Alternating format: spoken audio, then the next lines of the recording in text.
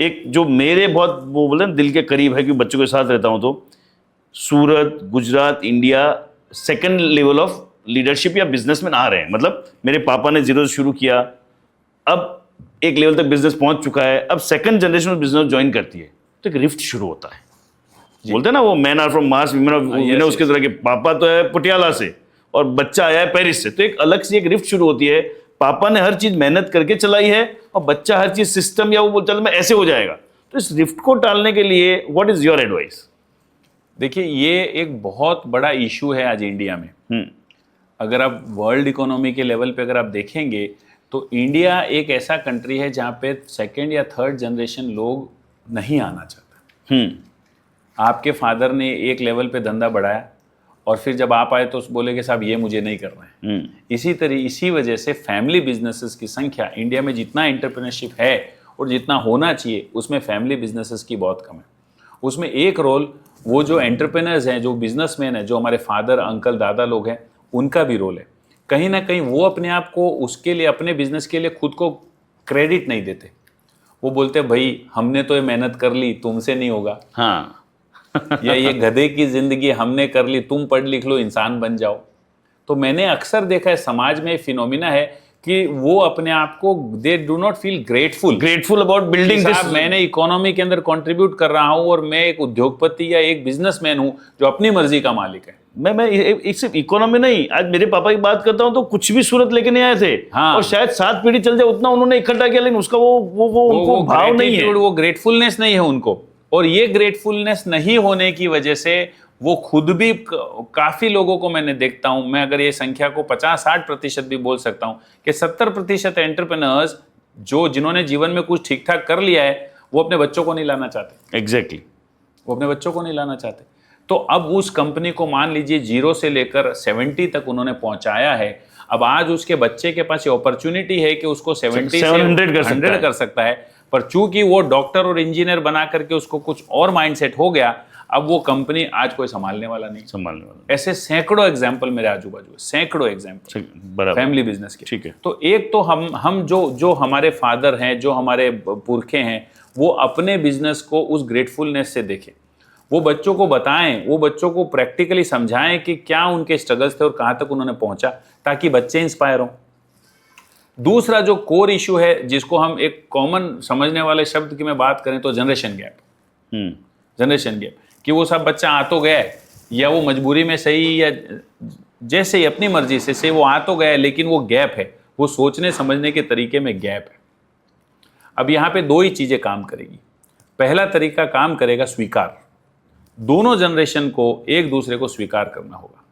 Exactly. दोनों generation style अलग है, वर्किंग स्टाइल अलग है। उन्होंने बिना पैसे किया है, ये ऑलरेडी फंड लेके आ रहा है, तो पूरा डिफरेंस रहेगा। एग्जैक्टली। मैं अपनी बात बताता हूँ, मेरे भैया ने बिजनेस स्टार्ट किया, उन्होंने बहुत मेहनत की और बिजनेस को एक लेवल तक पहुंचाया। जब मैं बिजनेस में आया तो मुझे सेल्स ग्रोथ का बहुत एम्बिशन है, मुझे बहुत है कि साहब सेल तो ज़्यादा करना ही है। हाँ, सेल ज़्यादा करते करते प्रॉफिट पे से नज़र नहीं हट जाए, ये मैं ध्यान रखता हूँ।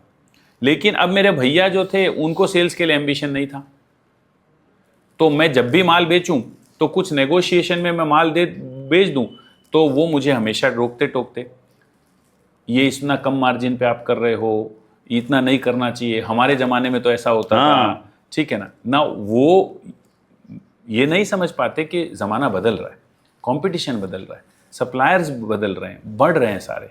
तो आज की तारीख में पुराने सॉल्यूशंस नए प्रॉब्लम को सॉल्व नहीं कर पाएंगे।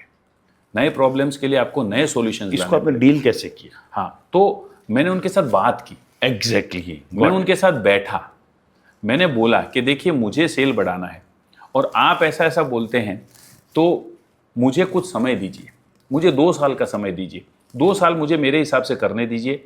आपको जो चाहिए, आपको अल्टीमेटली बैलेंस शीट में फिगर चाहिए। हाँ भाई, वो अपनी जगह सही है। हाँ, ना, वो अपनी जगह सही है, तो बराबर उनको है। चाहिए कि साहब ये जमा जमाया धंधा बिगड़ ना जाए, कहीं प्रॉफिट लॉस नहीं हो जाए।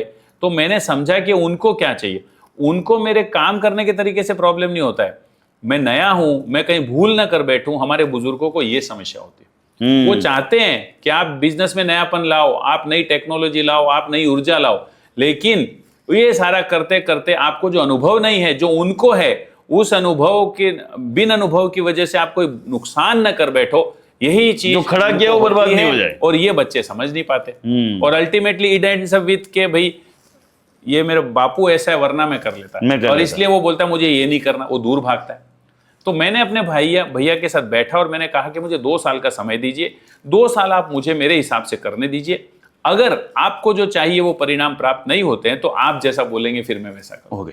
और ईश्वर की मेहर है कि उस दिन के बाद उन्होंने मुझे कभी रोका टोका नहीं। आज मैं कोई भी डिसीजन लेता हूं तो वो मुझे फ्रीली, हाँ वो मुझे कई बार मुझे अवेयर कर देते हैं। हाँ। तो नेक्स्ट जनरेशन को हमेशा ऐसा करना चाहिए कि उनको अपनी एनर्जी को दबाना नहीं चाहिए, उनको अपने इनिशिएटिव, अपने दिमाग में जो आइडियाज आ रहे हैं उनको अप्लाई करना चाहिए।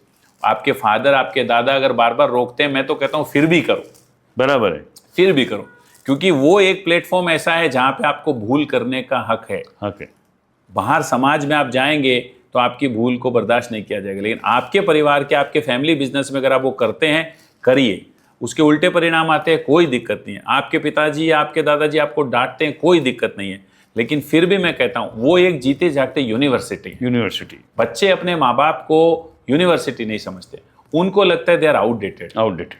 जिंदगी, कॉलेज में आपने जो सीखा है वो हो सकता है उन्होंने नहीं सीखा हो, लेकिन जिंदगी से जो सीखा है वो कोई यूनिवर्सिटी नहीं सिखा सकती। सवाल ही नहीं है, जीरो से पूरा इतना बनाया है तो उन्होंने अपने अनुभव बहुत सारी। मैं शुरू में जब रोज कहीं नया आइडिया लेके जाता, रोज अपने बिजनेस में भैया के पास जाता, ये करते, तो वो हमेशा मुझे बोलते शांति रखो और मुझे लगता था कि ये मुझे करने नहीं दे रहे। बराबर है। लेकिन आज आपको जानकर खुशी होगी कि वो जो मुझे बोलते थे कि ये शांति रखो, इसीलिए मैंने रोज नए बिजनेस में दिमाग नहीं लगाया, और एक ही बिजनेस को मैंने इतने साल किया, तो आज मैं कहां से कहां पहुंच गया।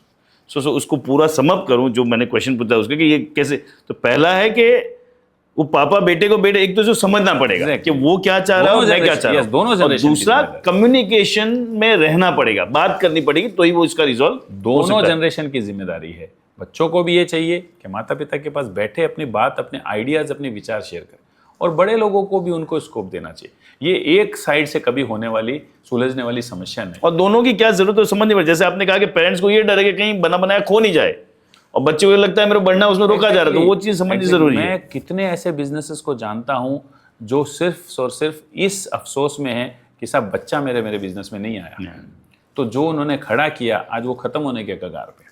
कितने ही बिजनेसेस ऐसे हैं, वो बच्चा आज अच्छे खासे बिजनेस को छोड़ करके कहीं पे कोई जॉब में लग गए या कोई अपना स्टार्टअप कर रहा है, बुरा नहीं है। हाँ। लेकिन आज वो वहां पे उसको जो अपॉर्चुनिटी है उसको आगे ले जाने की, उससे हम लोग वंचित हैं। इसीलिए इंडिया में आज 3rd जनरेशन एम्पायर्स बहुत कम मिलेंगे आपको, बहुत कम मिलेंगे। गॉड